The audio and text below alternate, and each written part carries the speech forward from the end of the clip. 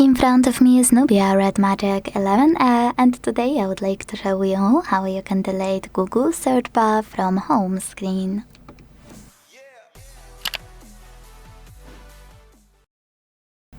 Begin by holding your search bar and waiting for this pop-up to show.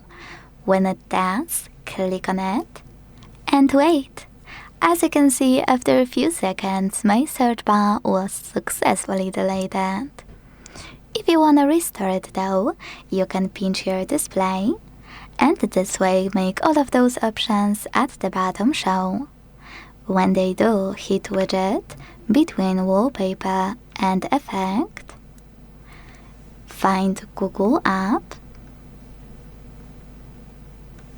click on it, and hold search bar widget. Then place it wherever you want to, let go, and tap on your screen. Then select Home button.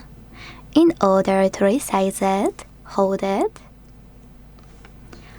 Hold one of those dots that will appear on the left and on the right and drag it to the direction you want. So if you want to make it smaller, do it like that. And to make it bigger, swipe in an opposite one.